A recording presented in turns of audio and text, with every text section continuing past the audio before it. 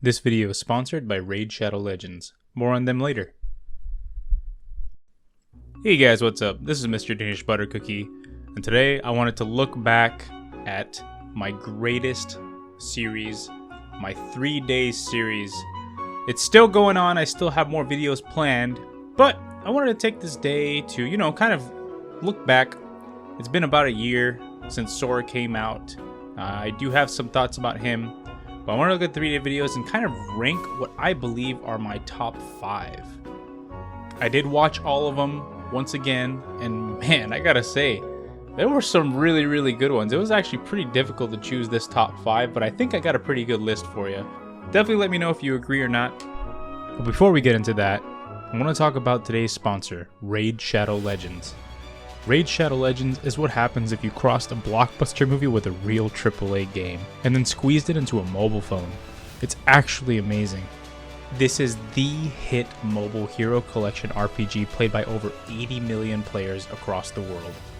Raid Shadow Legends is super visually stunning, and it's very addicting to play. It's satisfying to get better with your strategies as well as collecting champions. I want to take a moment to talk about my favorite bit of super tough content. The Doom Tower. This huge tower is basically a giant prison. The Arbiter fought a pack of really nasty bad guys a long time ago, but she wasn't strong enough to take them out for good, so instead she locked them up in a massive super tower until she figured out how to deal with them. Well, it's been a few thousand years or something, and there's still a Doom Tower, so I guess we know how that went. What's worse, now that Serath is leaking back into the world, the Arbiter doesn't have the power to keep the wards up. So, the Doom Tower is failing, and it's up to us to go in there and knock some heads before they get out. To climb the top, you're going to need an army of champions. The regular Doom Tower floors tend to be pretty easy to deal with if you just got a strong enough team, but the bosses are really tough, and you need some serious specialists if you're going to beat them.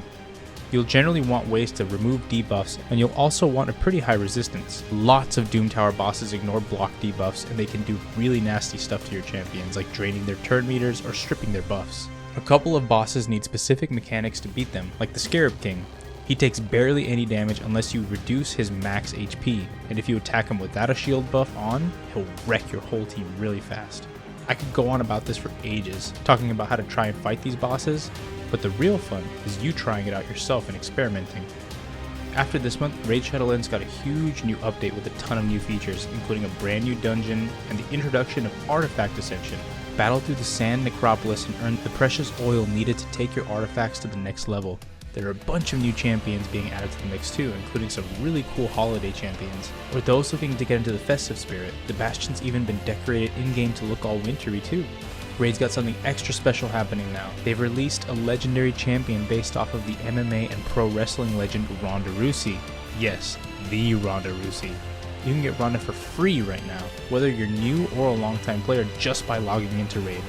All you gotta do is log in and play Raid for 7 days between now and February 20th, and Ronda's yours. That's all there is to it. To celebrate Ronda's arrival, you can also use the special promo code RAIDRONDA to get a bunch of helpful stuff like a 3-day 100% XP boost, 500k silver, and 5 full energy refills, perfect for leveling up your Ronda so she's at the top of her game.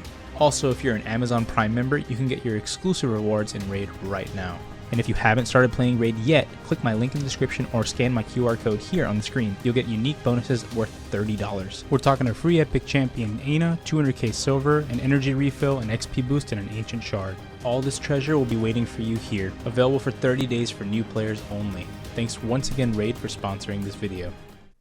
Alright, first up at number 5, we have the classic, first biggest successful 3-day video, Ice Climbers for 3 days.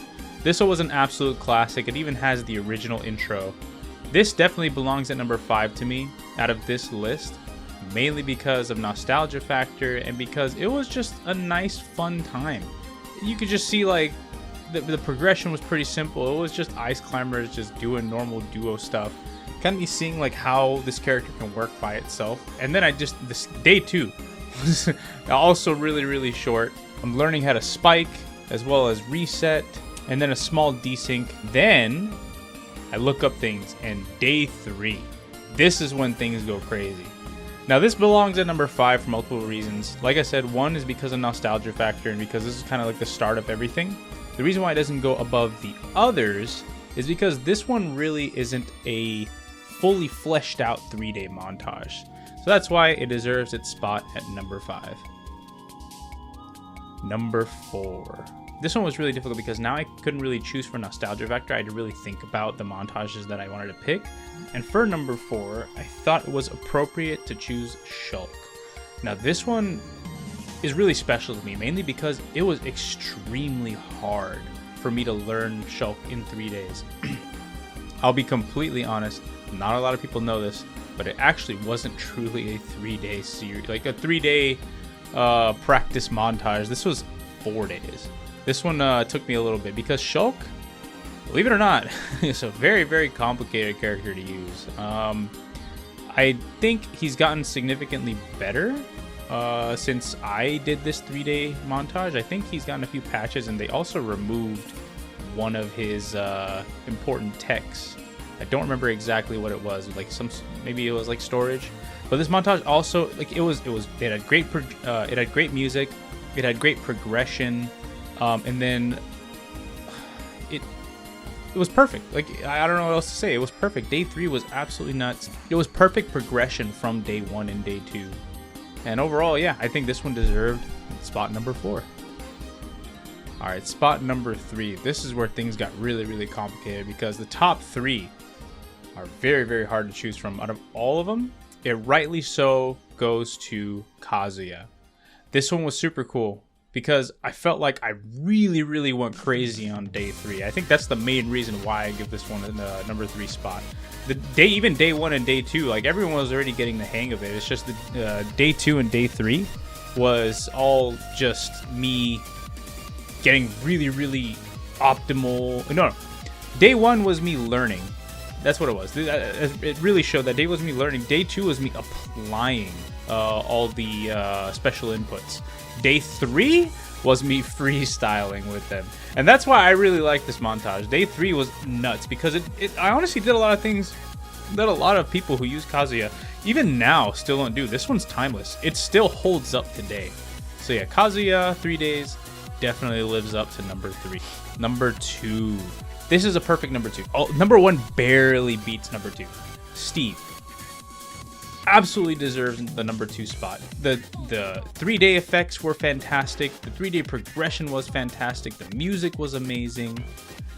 Everything about this one was perfect. It still lives up to today's standards. Actually, I can only say that kind of slightly because nowadays Steve tech is kind of crazy. People can do insane things and a lot more fancier things with Steve, but for the time, and there's still like 1 or 2 clips in here that are still really, really cool.